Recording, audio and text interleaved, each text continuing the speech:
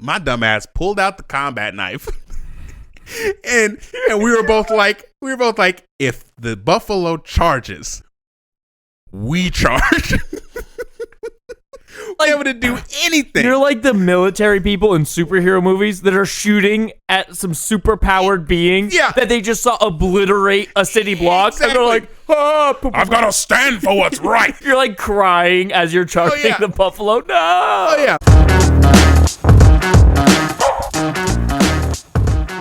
Welcome to the Watering Hole, where Freddie is sponsored by Cutwater. Cutwater. Get your cocktail in a can. Whoa! They do that now. Yes, they do. That's a thing. It kind of spiraled. Like, I saw a cocktail in a can. We discovered Cutwater during the pandemic, and then it's just everywhere started having them. And it's like I've never seen them before.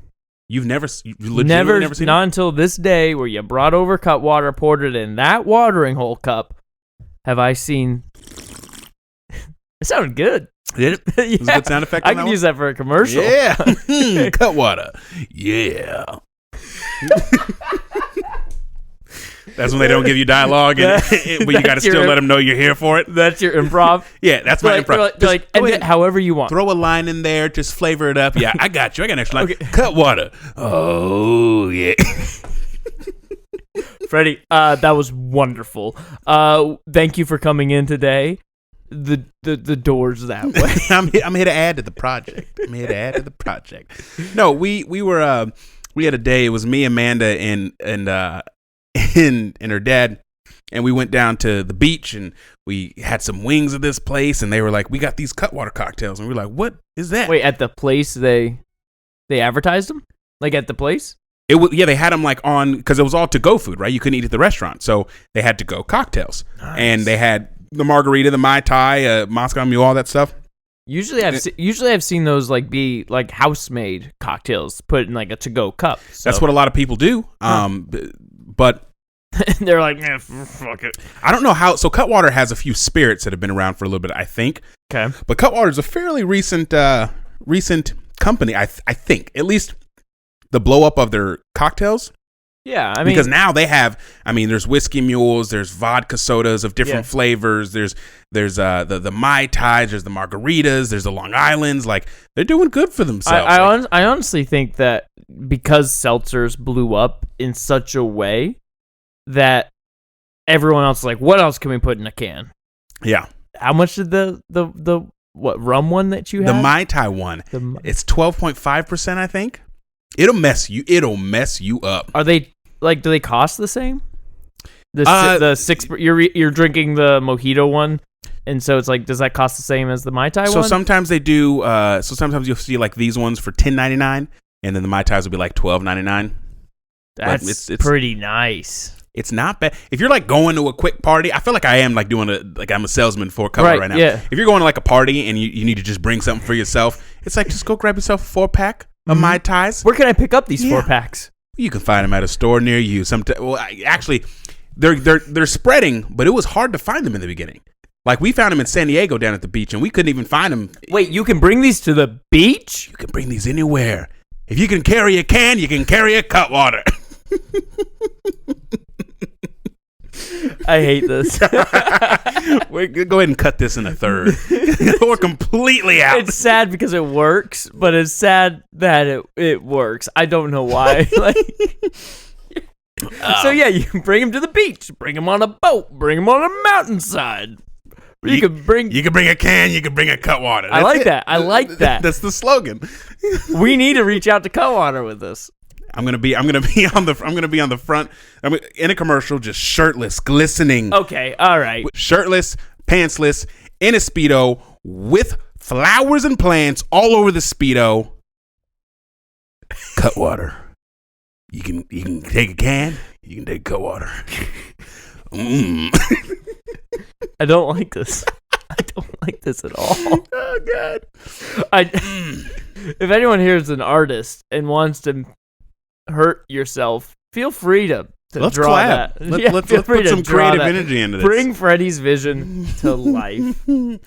I remember the days of where we used to don't do with this at home, children, but we used to sneak a couple seltzers into some of the movie theaters And we'd be like, hey, yo, What's going on with them shoulders? Get a little loosey-goosey in the theater. Hey, we're getting a little crazy. They'd see us like 3 rows back, and we'd be doing this, and they'd be like, hey, those people got a little loosey-goosey in the theater. No, those good times, man. I'll have to check those out because I enjoy their little seltzers, just something different than hard alcohol type shit. You want to know, let me tell you a little fun fact about yours truly. Do it. Like the seltzer. Truly, if anyone didn't get it. It's a brand. The joke needs to be explained. Brand so of when I was young, me and my you're still young. Me and my family, younger, okay, underage, probably around the age. This is a naughty story. This is probably. Wow, I tell you, I'm underage, and you go naughty. I didn't like that at all. I meant like, nice story. I was meaning like dude breaking the law, but yeah, it didn't sound good. It didn't. I don't like that. I would guess around the age of like 13-ish or something like that. Me and my cousins, we'd get dropped off at the mall. We'd go see the movies, right? Go to the movies. And I got to tell you, okay, little guilty past of mine. It was shocking to me when I found out that people paid for movie tickets because we got so good at sneaking into the movies that it was like a thing. Like it was like a lifestyle. It was like, if we're going to the movies, we're not paying to get in. What is this payment stuff you're talking about? They used to have this. You used to look down on people who paid. Yeah, it was like an easy 1-2 punch combo. It was like one person goes in and says, "Hey, I gotta use the bathroom. You mind if I use the bathroom?" They let you in and go to use the bathroom. When you come out, you go out the back door that has no latch on the outside. You open it up. Your friends slip right in. You go to a movie. Bada bing, bada boom. Right. Then you go. Once you leave one movie, you go straight into another. Double feature. Bada bing, bada boom. Well, it's so much harder to do that now with everything having assigned seating. Well, so nowadays you can't do it. So the 13-year-olds not listening to this podcast can't learn from old Daddy V's old ways. This is all getting really. I don't like this at all. But like for real, like the amount of times, just how embarrassing it is when you have an assigned seat, but you don't quite like where you're sitting. It looked good on the screen, but then you're like, it just feels a little. Okay, those 2 seats are open, and you're just thinking like, we're 5 minutes into the trailers. Maybe they're not coming. Maybe that's not the movie started. We're good. And the next thing you know, hey, you're in my seat. I can't read. And it's at the quiet part. Like everything goes silent. You're in my seat, you thief. Oh my God. And you just imagine everyone else there. They're like, whoa. Yeah, you're sitting there dripping. Oh my God, I didn't know. The butter popcorn spills everywhere. E and F, there's just one line. There's I didn't know. I've never learned the alphabet, sir. They're right next to each other. It's legitimate. There are times where I'm sitting in my assigned seat, nervous that someone is going to somehow confront me, and I've just got it wrong.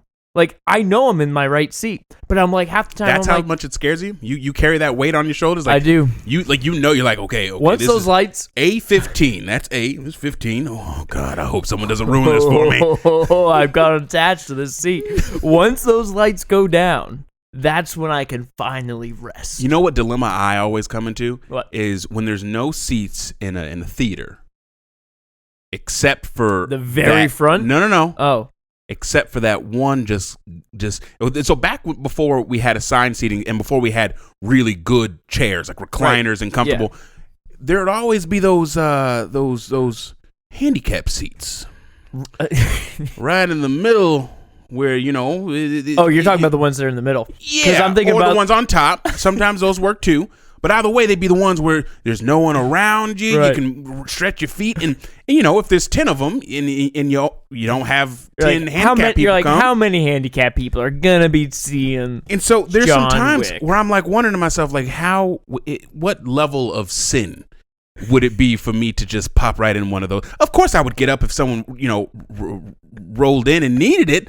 I would give that to them. Dude, one time. Okay, a little side story. Oh, God. Where's this about to go?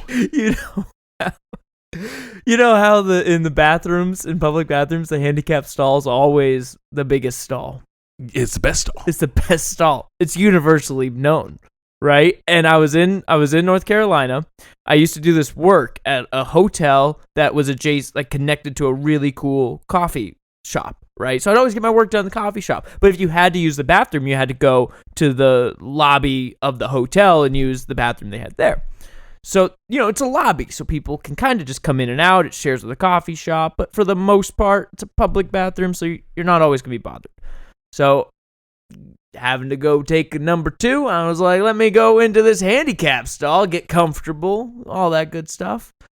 Finish my business, about almost done. Hear a knock at the door. I go, someone's in here. Someone's in here. Thinking, not a big deal, whatever, right? I finish up.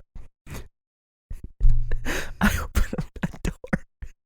And there's just this dude in a wheelchair. And he's like looking straight up at me, and I'm making eye contact with him. And How dare you look down on him? He knows what I've done.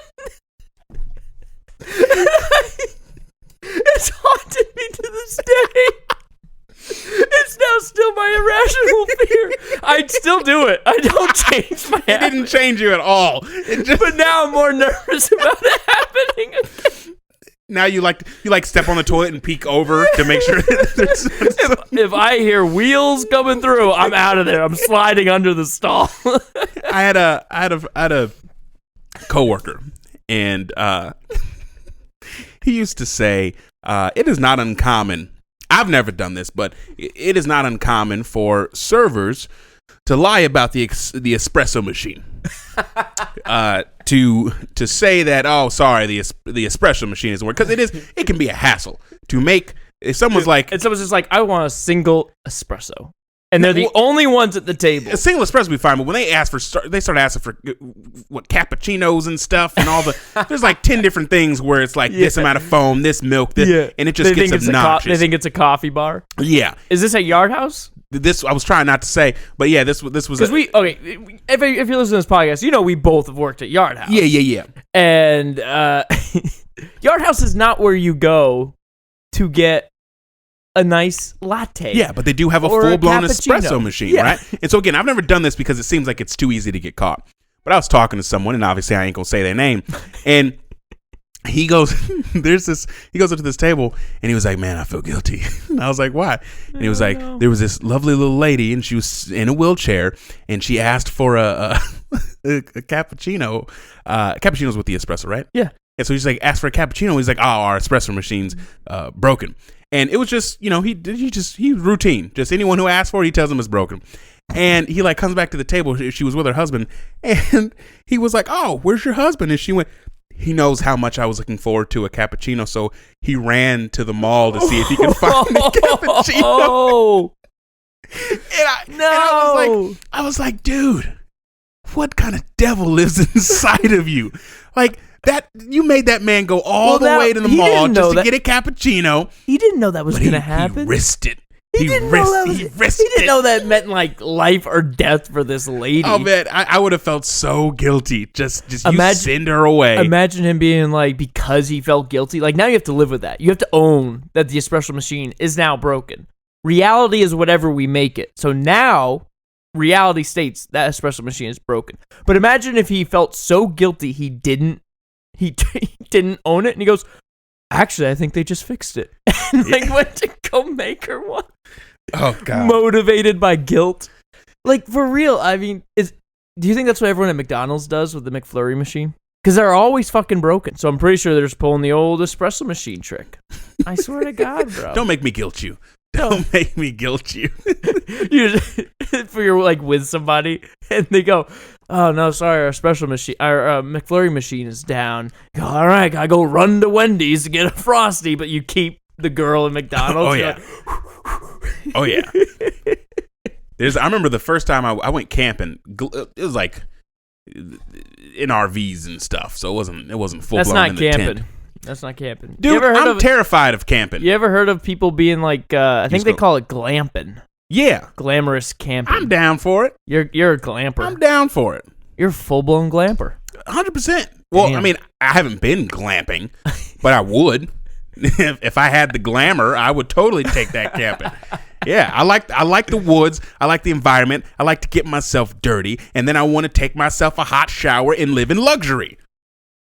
What is qualifying as getting dirty? Are you jumping in mud pits? Going hiking and stuff. Okay, and so like sweaty. You're dirty. You're walking up hills and stuff, and you're getting dirt all over you. When you're talking about camping, your idea of dirty and my idea of dirty are like very different things. What are you saying is dirty? When I was growing up with Bruce, my stepdad, right? We would literally at times go into the woods and create camp.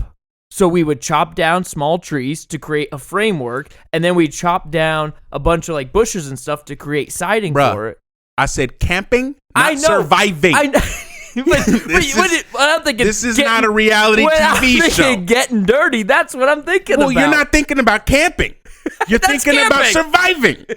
There's a difference. That's camping. When you go camping, it's relaxing. It's supposed to be to some extent. You might get some workouts in, but it's supposed to be relaxing. You're talking about survival. You're talking about he was giving you life lessons. I'm not going camping to get life lessons. What, life lessons aren't relaxing? Not when you're building shelter. Okay? I want the flat screen. We're trying to keep the wolves at bay. There was one time in Yellowstone. We're going camping in an RV. It did have a nice TV. There you go. And the buffalo started walking down the road, and to kind of paint an image, it's like the road's up here. There's a little hill, and they're at the bottom, and then there's a river. Mm-hmm. And so we're fishing in the river, and we look behind us, and we see the buffalo starting to come up. And so we're like, okay, got to pay attention, see what's going on here. Yeah. And one of the buffalo just kind of walks down, and we have Mr. Tim, who is Mr. Tim. Why does that sound like? I'm thinking like Tiny Tim. I'm thinking like I don't know why. What did you just experience? I don't know. Mr. Tim? What are you doing bringing Mr. Tim into this? It sounded so fake. I don't know why. There's people named Timothy in life, and if that's their first name. Yes. So you're calling him Mr. Tim? It's not the same as like Brian Tim say, or like you say Mr. for a last name. I would be like Mr. Walton. I wouldn't be like Mr. Freddie. That's fair. So saying Mr. Tim. I started calling him Mr. So he's the closest thing to a father. It's like something you called him when you were a kid. So you just carry forward. But so the way that a grown ass man said Mr. Tim. Now you're making me really think about all the times I've said, because there's Mr. Tim and Miss Linda. So now you're really getting me a little self-conscious about the fact that I've been saying this my whole life. So anyway, sorry to have you have this revelation on the podcast. Mr. Tim is like when I think of my a father, he is who I think of, right? And my father died when I was a young age. That's a whole different story. But we were camping, and he was separated from me and Bozeman, my brother, and we're chilling and we're fishing and whatnot. I caught my first fish that day. It's about this big, a little cute little fish, and we see the buffalo come down, and for some reason, it is attracted to Mr. Timothy Bozeman. And and it walks down, and no joke, it gets probably 5 feet from him. And buffalo, have you seen a buffalo up close? Not in real life, no. Oh, I hear they're huge. They're terrifying. I hear they're huge. I saw one up close, it's about 2 feet away. I was in a massive F350, whatever the big ones is. Ford F350. It was one of the big ones. Something. I was in a massive truck. It was 2 feet away. My window was like half up. As soon as that thing came up, I didn't feel safe at all. I was in the truck. This thing will tip it. I 100% was like, I'm terrified right now. So they are massive. Wow. And when you get close to them, it's just, you feel so just, there's nothing you can do. Yeah. And so this thing is about 5 feet from Mr. Tim. And it like literally walks straight towards him slowly. What do they tell you to do in Yellowstone? Just like, don't move? Like, you're just supposed to get out of the way of them. You just, if you see them, move away. But can you move away? Can you move away in a way that could like make them aggressive to you? I don't remember them saying anything about that. They're not really chasers, so you probably wouldn't want to run away. Buffalo just goes, bitch. Yeah, you fucking coward. I'm not gonna chase after tired of these glampers coming to town. I'm not gonna chase after a bitch.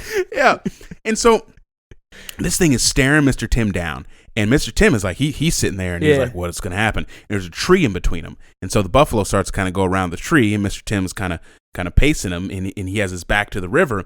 And me and Carl have this moment, because I was carrying my combat knife on me because we were camping. So I was like, this is the one time I get to carry my combat knife on me. And how big is this knife for scale?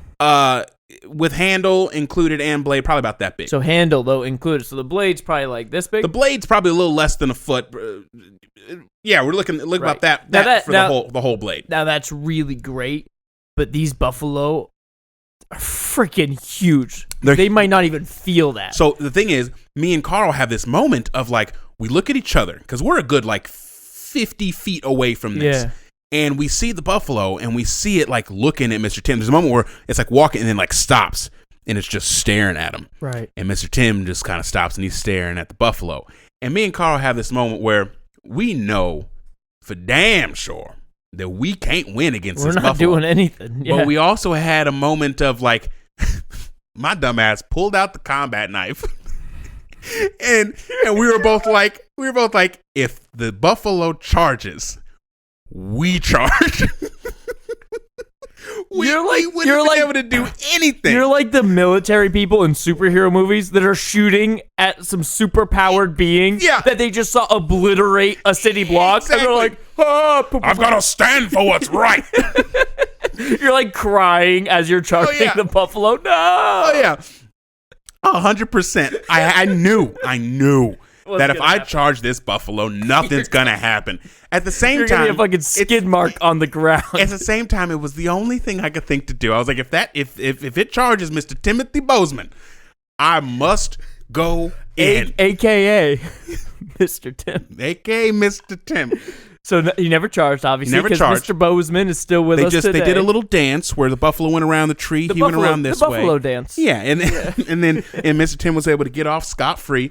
And then, I got to sheathe my weapon. Oh, and the buffalo was so thankful. Yeah, no combat needed that day. I didn't have to kill. No blood. That day. No blood was shed, especially yours. Oh yeah. It's crazy to me to think about, though, because I've seen videos of buffalo next to people, so I know they're freaking huge. I can only imagine what it's like seeing one up close. But like the idea that Native Americans used to hunt these things back when you had bows and spears. Yeah. And they had like strategies, and the idea to me, because like I couldn't imagine what it'd be like to see a whole, I don't know what they call a group of them, but like a herd of buffalo. Is that correct? I think so. Like 40, 50, 100 of them all running. Like apparently like the ground actually like quakes underneath. Yeah. And being like, I'm going to take a stick to that. Yeah, you got that twig I gave you. Yeah. Hey, you sharpened it? Ain't gonna break, right? I did. We're gonna fuck up some buffalo. Let's go fuck up some buffalo. Like, it's wild to me to think about that. It's amazing to me when I think about that and people hunt humans hunting buffalo and just the prehistoric creatures. It really lets you know how remarkable the human brain is. Yeah, because right, yeah. That's all we got. Next to like all of the prehistoric creatures, both small and big, it's either they were big enough to just squash us. They were capable enough, as in they had claws, teeth, and all this stuff to just kill us outright. They were better equipped. Or they had some kind of poison, or they had some kind of, like, there's just so many different things that could kill us so easily. We are so ill-equipped. Yeah. Except for our minds. Yeah, for real. Like that. I'm like, I got you. You're not going anywhere. But for real, like, I've thought about that because you were talking about the combat knife that you had. But if you've ever seen a bear claw, like a grizzly bear's like nails, they're freaking, those things are knives. They have like 5 knives in their hands, like Wolverine out here. And when they're playing with each other, they're just swatting at that. I'm like, Jesus Christ, one hit from you guys would knock me through a goddamn tree. And they're like, you know, and I'm like, that's how ferocious nature is. Yeah, I remember I was holding, I was living with the Gerches, and I was holding one of their cats. And Rourke, who's a little fucking bastard. Fuck you, Rourke. Yeah, he would love you until he didn't. Right. And then as soon as he didn't, like he just let you know. And so one time I'm holding him and everything's going great and we're cool, we're cuddling, it looks adorable and whatnot. And he just decided, I'm done with you. I'm done. I'm bored. And he gave me this 1-2 combo repeatedly that I couldn't even react. Float like a butterfly. He literally, the thing is, he turned to me. I was like holding him, and he turned and like gave me a look first, and I like stopped petting him, and I was like, why are you looking at me like that? And his eyes went a little big, and he just went. And it happened so fast. He turns to you and goes, time's up. And it happened so fast that by the time I could like react to one hit, he was just like, he was just. I can just imagine like some slapstick comedy where it's from the camera's on you. You're like, oh. Yeah, oh. So of course I drop him. And he like, that quick cat, like they land and they speed off like 5 feet and then he stops. And he like looks back at me just to go like, yeah, you know what just happened. You know who the alpha is. And I felt like it was one of those old school like samurai, like with the two people have the blades, they run at each other and they're both standing. I felt like that because at first I thought he just pawed me. Yeah. I thought that like no big deal. He hit me with the soft side just to let me know who's in charge. And I like took a few steps and was like, ugh. It's like in Kill Bill where they cut off the head and like she doesn't know. She doesn't know at first. Yeah, and it just slides. I was like, what? And I was like, Nathan, how bad is it? Could you imagine though if you were like, I'm not gonna take any shit from this cat, and you attacked the cat back? Like, could you imagine from Nathan's perspective? He turns around and sees you beating the shit out of his cat.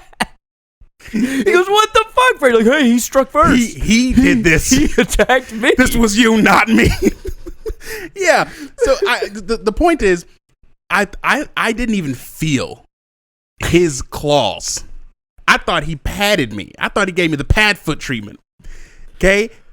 And in reality, he clawed the shit out of me, and I didn't even feel it until like you had it started to hurt and then blood started. Yeah. And so I can only imagine what things like when I thought of that moment, I was like, oh, that's why lions are dangerous. Yes. That's why you don't think about it too much, and then suddenly a little house cat fucks your whole life up, and you start to realize, oh, okay, I'm small. You didn't watch the Tiger King documentary, did you? That everyone did at the beginning of quarantine? Of course I did. You did, yeah. Of course I did. So just seeing the tigers, even in cages, right? These are not ones that are in the wild. These are not ones that are really muscular in the sense that they've had to survive in the wild. Yeah. These are just average tigers. Those things were terrifying. Those things were ripping arms off of people. And I'm like, my God, like nature, you're right. The only thing, it's remarkable that our mind has gotten us this far. The fact that we can be the top of the food chain, and it's only because of this. Only because of that. Only because of this. Being creative has been the only thing that has stopped us from completely dying. Right. Because everything is better equipped. Rogan talks about it. 100-pound puma. Yeah. We lose. Oh yeah. Like it's it. Easy. You know? Like Easy. so it is crazy. We've talked about silverbacks and everything, and they see, people keep asking questions online, which are some of the most dumbest questions I've ever seen. Like, okay, Arnold Schwarzenegger, or actually one of the most recent one was take the world's strongest man. One of the guys, like they mentioned, like the mountain from Game of Thrones. Yeah. And they're like, him versus a gorilla, who wins? And everyone's like, obviously the fucking gorilla, dude. Yeah, that's a no-brainer. Take the strongest man in the world. He's no match for a gorilla. Oh yeah. So nature's it's fucking crazy, dude. And then there's all these people who think that they can just go and befriend it. Like the guy who thought they could go and live amongst the bears, and he got fucking grizzly man or whatever, right? I've always look, as a kid, I wanted so badly to own an exotic animal and to like to be able to like, right. This is my bear, right? Don't fucks with me. Yeah, you're gonna get the bear treatment. Like to say that or have a cat, like it seemed so It's cool. That's why Mike Tyson had like a tiger. And exactly. Shit. Yeah. And then, which him talking about it is pretty hilarious. Yeah, it is. You know, because at some point you're like, you got to go. Oh, at any point, if this thing is just having a bad day, or it's happy, but it got a little too happy, right? Like either of those options, you're done. Yeah, you're done. It's true. Like I gotta treat my pets like I will eventually treat my like daughter's boyfriends. You can't date them if I can't mess them up. If they're stronger than me, you can't date them. It's it. Never really thought of that comparison. Exotic animals are very akin to my future daughter's boyfriends. It's the same. Keep them both in cages. Yeah, you got to train them real right, otherwise they'll act up. They're dangerous if you don't have them under control. There's the Tiger King, and then there's the daughter's ex-boyfriend king. Ex-boyfriend? You just start with the ex-boyfriend? I guess. Because there's going to be multiple ones, right? So there's going to be exes. Yeah. Put him in the cage with the old one so he can teach you some tricks. Hey, Dad, my boyfriend broke up with me. Get him in the cage. Oh, yeah. No, it's one of those things that I think Disney just fucked everyone up. Disney with all their like sing song, like, you know, Jungle Book and all these ones where it's like, you know, Aladdin where she had the pet tiger, and Lion King where everyone's friendly and shit, besides Scar. And they're kids watching that were like, fuck, I want to befriend some animal. And they just think this is some Disney movie that they're going to have some bond with. Yeah. I think it's going to fuck you up. When I saw the people sleep on the panda. They sleep on the panda. They forget the panda is a bear. That's the second half of the name. It's a panda bear. That's true. So I've seen the clip of in the zoo where the dude is just like chilling up against the cage, just like, look at me and the cute little panda. And that panda went to his ass. That panda tore him up. That is a bear, good sir. Yeah, don't fuck with that. Don't fuck with that. That's a lesson for this watering hole. Stay the fuck away from exotic animals. Stay the fuck away from pandas. Dangerous. It's too dangerous. I don't know if we've talked about it on the podcast at all, but you know orcas are my spirit animal. Sure. No? Okay. For the sake of the friendship, I'll say I knew that. Yeah. Orcas, because at a young age, I would go to SeaWorld. You know, I know, castrate me now. But I grew up going to, because you're a betrayer if you go to SeaWorld. But I grew up going to SeaWorld at a young age, back when they got in the water with the orcas, back in the day. Yeah, back before that program was shut down. The good old days. Well, I guess so. Yeah. And I used to have this terrible fear of, like, I'd have nightmares of, like, dropping into the water, like the tank. Yeah. And because you heard about the attacks and stuff, and it terrified me. It was like the idea of getting in the water and knowing, the idea of as soon as you get in the water, or even if you're standing, like, right outside the water, they know you're there, undeniably. Yeah. That just weirded me out. It freaked me out. And so I would have all these nightmares as a kid, but I loved them. I would watch Free Willy, and I'd be like, I want to be that kid. And so I had this weird... Movies, they mess you up. So I had this weird, like, I was fascinated, but I was terrified. Yeah, that's where you should be. To me, I just call it my spirit animal now. I cultivated that as my spirit animal. It's something I absolutely am terrified of. I respect its immense power, but I'm fascinated by it to the point where I just can't not be enchanted by the idea of them. So, and that's how you want your daughter's boyfriends to see you. Fascinated, but terrified. I'll take it. I'll take it. We'll end it there. I'll take it. I'll take that. All right, everybody. Hey, thank you very much for listening to this weird episode of The Watering Hole. Hope you guys enjoyed it. Like, comment, subscribe on the YouTube page. Download us on Spotify. Follow us if you're not following us on Spotify. What the hell are you doing? And then, stay away from orcas. And if you're dating Freddie's future daughter and you're listening to this, stay the fuck away from Freddie, too. Currently dating my future daughter. Don't do that. Not now. I'm just saying, like, if you find Stop breaking the physics. Stop breaking the timeline. All right. What are you, X-Men? Okay. Bye. Thank you for listening.